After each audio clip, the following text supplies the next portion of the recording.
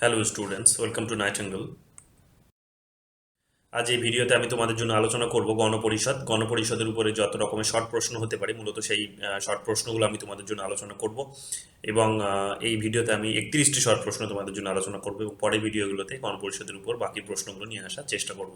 এবং সেই সঙ্গে জানিয়ে রাখি যে গণপরিষদের উপরে যত রকমের শর্ট প্রশ্ন বিভিন্ন কম্পিটিটিভ পরীক্ষায় অলরেডি চলে এসেছে, যেমন নেট পরীক্ষা, সেট পরীক্ষা, ইউপিএসসি, বিএস, ডাব্লিউবিসিএস, তারপর বিভিন্ন কম্পিটিটিভ পরীক্ষায় যে সমস্ত শর্ট প্রশ্ন পরিষদের উপর অলরেডি এসে গেছে, সেই শর্ট প্রশ্নগুলো আমি এখানে আলোচনা করব। তবে আলোচনা শুরু করার পূর্বে বলে নিই, যারা আমার এই চ্যানেলটিতে নতুন এবং চ্যানেলটিকে এখনও সাবস্ক্রাইব করনি তারা অবশ্যই চ্যানেলটিকে এক্ষুনি সাবস্ক্রাইব করে নাও। তবে আগামী দিনে আমার আপলোড করা ভিডিওর নোটিফিকেশনগুলো তোমাদের কাছে খুব সহজে পৌঁছে যাবে। তো চলো শুরু করা যাক আজকের ভিডিও। প্রথম যে প্রশ্নটি দিয়ে শুরু করবো সেটি হলো গণপরিষদ কি বা গণপরিষদ কাকে বলে বা গণপরিষদ বলতে কি বোঝায়। তো গণপরিষদ বলতে সেই ব্যক্তি সমষ্টিকে বোঝায় যাদের উপর সংবিধান রচনার দায়িত্ব অর্পণ করা হয়। গণপরিষদ বলতে সেই ব্যক্তি সমষ্টিকে বোঝায় যাদের উপর সংবিধান রচনার দায়িত্ব অর্পণ করা হয়। চলে আসছে 2 নম্বর প্রশ্নে। কোন পরিকল্পনা অনুসারে সংবিধান সভা বা গণপরিষদ স্থাপন করা হয়?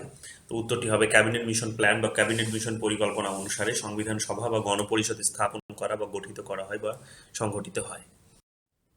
ভারতীয় সংবিধান সভা বা গণপরিষদ কবে গঠিত হয়? ভারতীয় সংবিধান সভা বা গণপরিষদ গঠিত হয়েছিল 1946 সালে, 1946। গণপরিষদে মোট কতজন সদস্য ছিলেন? তো গণপরিষদে মোট সদস্য ছিলেন 389 জন, 389। গণপরিষদে 389 সদস্য ছিলেন। গণপরিষদের সদস্যদের মধ্যে কতজন নির্বাচিত ও কতজন মনোনীত ছিলেন? গণপরিষদের মধ্যে নির্বাচিত সদস্য সংখ্যা ছিলেন 296 জন এবং মনোনীত সদস্য সংখ্যা অর্থাৎ নমিনেটেড ছিলেন 93 জন, 93।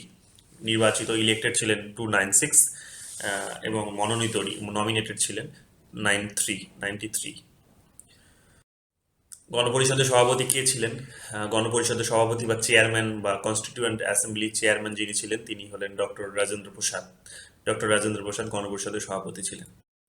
গণপরিষদের প্রথম অধিবেশন কবে বসে? গণপরিষদের প্রথম অধিবেশন বা প্রথম সভা বসেছিল কিন্তু 1946 সালের 9 ডিসেম্বর, 1946, 9 ডিসেম্বর।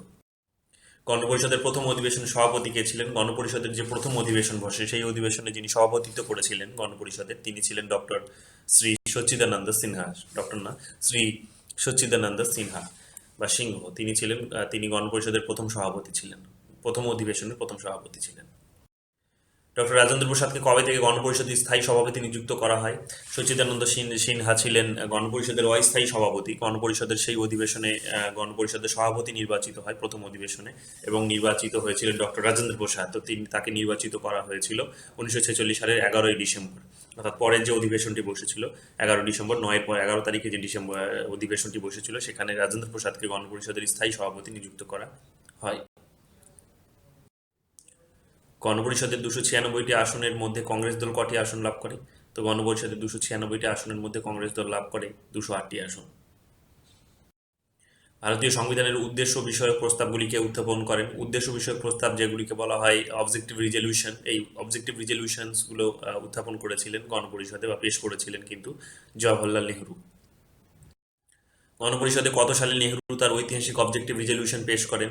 গণপরিষদে যে গণপরিষদে সংবিধানের যে উদ্দেশ্য সেটা কি উদ্দেশ্য হবে বা অবজেক্টিভ রিজলিউশন যেটাকে বলা হয় সেটা তার সেই প্রস্তাবটা পেশ করেছিলেন জওহরলাল নেহরু এবং সেটি পেশ করেছিলেন তিনি 1946 সালে 13 ডিসেম্বর, 1946, 13 ডিসেম্বর। গণপরিষদের সবশেষ অধিবেশনটি কবে বসে? তো গণপরিষদের সবশেষ অধিবেশনটি বসে 1950 সালের 24 জানুয়ারি, অর্থাৎ গণপরিষদের আমাদের সংবিধান কার্যকর হওয়ার 2 দিন আগে যে অধিবেশনটি ছিল সেই অধিবেশনটি ছিল লাস্ট অধিবেশন 1950 সালের 24 জানুয়ারি। সংবিধানের খসড়া তৈরির উদ্দেশ্যে খসড়া কমিটি নিয়োগ করা হয় কবে? সংবিধানের অনেকগুলো কমিটি তৈরি করা হয়েছিল। আমি কমিটিগুলোর উপরে অন্য একটা ভিডিও তোমাদের জন্য নিয়ে আসবো, কারণ সেই কমিটিগুলো থেকে বিভিন্ন পরীক্ষায় বিভিন্ন প্রশ্ন কিন্তু অলরেডি এসে থাকে। যারা গ্র্যাজুয়েশনের জন্য পরীক্ষা দেবে, যারা এই ভিডিওটি দেখছো নেটের জন্য বা সেটের জন্য বা এসএসসির জন্য, তাদের কাছেও কিন্তু এটা খুব গুরুত্বপূর্ণ একটি প্রশ্ন বা কমিটিগুলো কিন্তু গুরুত্বপূর্ণ একটি বিষয়। তো সংবিধানের বিভিন্ন কমিটির মধ্যে খসড়া কমিটি ছিল একটি গুরুত্বপূর্ণ কমিটি। এই কমিটি খসড়া কমিটি নিয়োগ করা হয় 1947 সালের 29 আগস্ট, 1947, 29 আগস্ট। সংবিধানের খসড়া কমিটির সভাপতি কে ছিলেন? সংবিধানের খসড়া কমিটির সভাপতি অর্থাৎ ড্রাফটিং কমিটির সভাপতি বা চেয়ারম্যান ছিলেন ডক্টর বি আর আম্বেদকর ড্রাফটিং কমিটির চেয়ারম্যান ছিলেন। গণপরিষদের খসড়া কমিটির সদস্য কারা ছিলেন? গণপরিষদের খসড়া কমিটির সদস্য অনেকজন ছিলেন, তাদের মধ্যে প্রথমজন ছিলেন ডক্টর বি আর আম্বেদকর, অবশ্যই তিনি সভাপতি ছিলেন বা চেয়ারম্যান ছিলেন। তারপরে যার নামটি আসে গুরুত্বপূর্ণ, তিনি হলেন এন গোপালাস্বামী আয়েঙ্গার। তারপরে ছিলেন কৃষ্ণস্বামী আইয়ার। তারপরে ছিলেন ডক্টর কে এম মুন্সি। তারপরে ছিলেন সৈয়দ মোহাম্মদ সাহেদুল্লাহ। তারপর ছিলেন বি এল মিত্তার তার শারীরিক অসুস্থতার কারণে রিজাইন করেছিলেন, এবং সেই জায়গায় নতুন সদস্য নিয়োগ হয়েছিলেন এন মাধব রাও। তারপর আরেকজন ছিলেন ডিপি খৈতান 1948 সালে মৃত্যুবরণ করেন এবং তার জায়গায় নতুন সদস্য হিসেবে নিয়োগ হন টি কৃষ্ণ মাচারি। তো এই বিভিন্ন পরীক্ষায় অলরেডি মোটামুটি নেট পরীক্ষায়, সেট পরীক্ষায়, বিসিএস পরীক্ষায়, বিভিন্ন কম্পিটিটিভ পরীক্ষায় এই প্রশ্নটা কিন্তু বারবার এসেছে। সো এই প্রশ্নটা কিন্তু তোমাদের জন্য খুব গুরুত্বপূর্ণ। যারা গ্র্যাজুয়েশনের পরীক্ষা দিচ্ছ, মাস্টার্সের, নেটের বা সেটের বা বিভিন্ন কম্পিটিটিভ পরীক্ষার জন্য দিচ্ছ এবং এই ভিডিওটি দেখছো, তাদের জন্য কিন্তু এই প্রশ্নটি খুব গুরুত্বপূর্ণ একটি প্রশ্ন। সংবিধান সভার শুরুতে মোট কতজন সদস্য ছিলেন? সংবিধান সভার শুরুতে মোট সদস্য সংখ্যা ছিলেন 389 জন, যেটা তার মূল সদস্য সংখ্যা ছিল। কিন্তু পরবর্তীকালে যখন পাকিস্তান ভাগ হয়ে যায়, ভারত পাকিস্তান যখন 1947 সালে ভাগ হয়ে গেল 14 আগস্ট রাতে, মধ্যরাতে, 14 এবং 15 আগস্টের মধ্যরাত্রে, সেই সময় মুসলিম লীগের কিছু সদস্য সেখান থেকে বেরিয়ে যায় এবং সংবিধান সভার বা গণপরিষদের সদস্য সংখ্যা কমে দাঁড়ায় তখন 299 জন। সংবিধান সভার সাংবিধানিক উপদেষ্টা রূপে কাকে নিয়োগ করা হয়েছিল? সংবিধান সভার বা গণপরিষদের সাংবিধানিক উপদেষ্টা রূপে যাকে নিয়োগ করা হয়েছিল তিনি ছিলেন বি এন রাওকে সাংবিধানিক উপদেষ্টা হিসেবে নিয়োগ করা হয়েছিল। খসড়া কমিটি কবে সংবিধানের খসড়াটি গণপরিষদে পেশ করে? তো খসড়া কমিটি সংবিধানের খসড়াটি গণপরিষদে পেশ করে 1948 সালের 21 ফেব্রুয়ারি, অর্থাৎ 1948 সালের 21 ফেব্রুয়ারি গণপরিষদে খসড়া কমিটি, অর্থাৎ ড্রাফটিং কমিটি, যার চেয়ারম্যান ছিলেন ডক্টর বি আর আম্বেদকর, সেই কমিটি গণপরিষদে 1948 সালের 21 ফেব্রুয়ারি তাদের খসড়াটি গণপরিষদে পেশ করে। খসড়া সংবিধানের কটি ধারা ও তফসিল ছিল? খসড়া সংবিধানে ধারা ছিল 315টি এবং তফসিল ছিল কিন্তু 13টি। 315টি ধারা এবং 13টি, অর্থাৎ গণপরিষদে খসড়া কমিটি যে তার খসড়াটি সংবিধানে পেশ করেছিল, সেখানে মূল খসড়া যেটা, সেই খসড়ায় ছিল 315টি ধারা এবং 13টি তফসিল। ভারতীয় সংবিধান কবে গণপরিষদে গৃহীত হয়? ভারতীয় সংবিধান গণপরিষদে গৃহীত হয় 1949 সালের 26শে নভেম্বর, অর্থাৎ গণপরিষদে যখন সেই খসড়াটি পেশ করা হলো, সেটার উপর আলোচনা হলো, বিতর্ক হলো, হওয়ার পর সেটিকে গ্রহণ করা হয় 1949 সালের 26শে নভেম্বর। গণপরিষদে ডক্টর রাজেন্দ্র প্রসাদের স্বাক্ষরক্রমে গণপরিষদে এই প্রস্তাবটি বা এই সংবিধানটি বা খসড়াটি গৃহীত হয়েছিল। গণপরিষদ কর্তৃক যে সংবিধানটি গৃহীত হয় তাতে কটি ধারা ও তফসিল ছিল?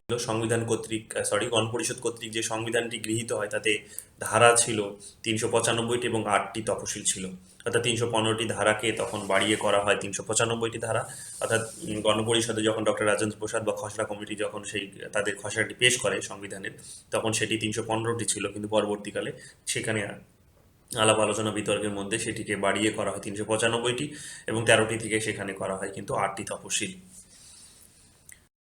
ভারতীয় সংবিধান কবে থেকে কার্যকরী হয়? ভারতীয় সংবিধান কার্যকরী হয় 1950 সালের 26শে জানুয়ারি, অর্থাৎ সংবিধান সভা যখন সেই প্রস্তাবটি গৃহীত করলো বা বিতর্ক আলোচনার মধ্যে এসে যখন একটা ফাইনাল, যখন একটা মানে খসড়া যখন তৈরি করা হয়ে গেল বা ফাইনাল যখন তৈরি হয়ে গেল সংবিধান, সেই সময় সেটিকে গ্রহণ করা হয়, কার্যকরী করা হয় কিন্তু, অর্থাৎ এফেক্টিভ করা হয় এটাকে 1950 সালের 26শে জানুয়ারি। ভারতীয় সংবিধান রচনা করতে মোট কতদিন সময় লাগে? তো ভারতীয় সংবিধান রচনা করতে মোট সময় লাগে 2 বছর 11 মাস 17 দিন। ভারতীয় সংবিধান রচনা করতে 2 বছর 11 মাস 17 দিন সময় লাগে। গণপরিষদের মোট কটি অধিবেশন বসে? গণপরিষদের মোট অধিবেশন বসেছিল 11টি। তোমরা যারা টিউশনের জন্য খোঁজ করছো তাদের জানিয়ে রাখি, ক্যালকাটা ইউনিভার্সিটির গ্র্যাজুয়েশনের first year, second year, third year আমার ব্যাচ চলছে। সেকেন্ড সেমিস্টারের ব্যাচ আমার 15 তারিখ থেকে শুরু হয়ে গেছে, 15ই জানুয়ারি 2020, এবং ফোর্থ সেমিস্টারেরও ব্যাচ আমার 15 তারিখ থেকে শুরু হয়ে গেছে, এবং থার্ড ইয়ারের ব্যাচ অলরেডি আমার চলছে। তোমরা যারা ভর্তি হতে চাইছো, তারা স্ক্রিনে দেওয়া নাম্বারে আমাকে কল করতে পারো, কিংবা স্ক্রিনে দেওয়া লোকেশানে, কারেন্ট লোকেশান আমার এটি বর্তমানে, তো এই কারেন্ট লোকেশানে আমাকে আমার সঙ্গে এসে যা যোগাযোগ করতে পারো।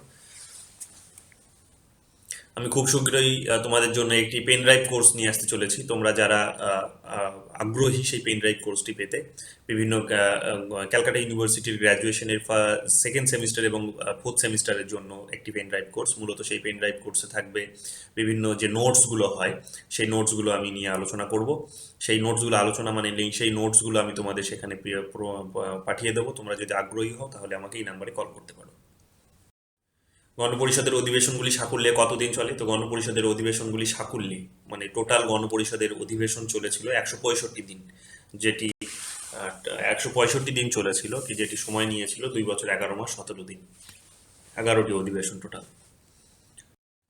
যে আইনে ভারত ও পাকিস্তান নামে দুটি স্বতন্ত্র রাষ্ট্র প্রতিষ্ঠার ব্যবস্থা করা হয় সেটিকে কি বলা হয়? যে আইনে ভারত ও পাকিস্তান নামে দুটি স্বতন্ত্র রাষ্ট্র প্রতিষ্ঠার ব্যবস্থা করা হয় সেটিকে কি বলা হয়? সেটিকে বলা হয় ভারতীয় স্বাধীনতা আইন 1947। ভারতীয় স্বাধীনতা আইন 1947।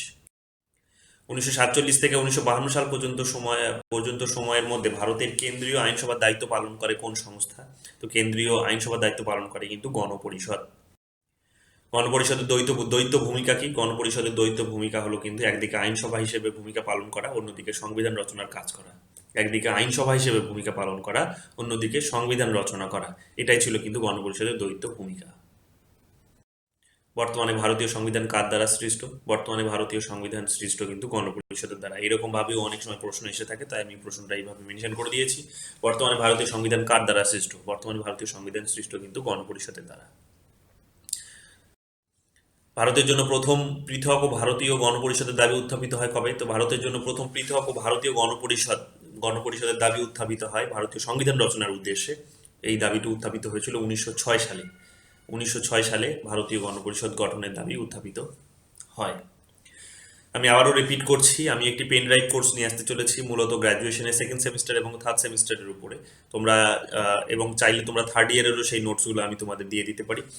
তো তো সেই পেন ড্রাইভ কোর্সটা তোমরা সেই পেন ড্রাইভের সেই পিডিএফ ফাইলগুলো যদি পেতে চাও, যেমন যেগুলি মূলত থাকবে তোমাদের সেকেন্ড সেমিস্টারের বিভিন্ন নোটস যেগুলো তোমাদের আসবে ক্যালকাটা ইউনিভার্সিটির গ্র্যাজুয়েশনের, সেগুলো মূলত থাকবে। তোমরা যদি সেগুলো পেতে আগ্রহী হও তাহলে অবশ্যই আমাকে স্ক্রিনে দেওয়া নাম্বারে আমাকে কল করতে পারো, কিংবা সরাসরি আমার লোকেশনে এসে আমার সঙ্গে যোগাযোগ করতে পারো। তো এই ছিল আজকের video. Thank you so much for watching this video. Have a good day. এবং পরের কোশ্চেনগুলো অবশ্যই আসতে চলেছে। Keep watching night angle political science. Thank you. Thank you again.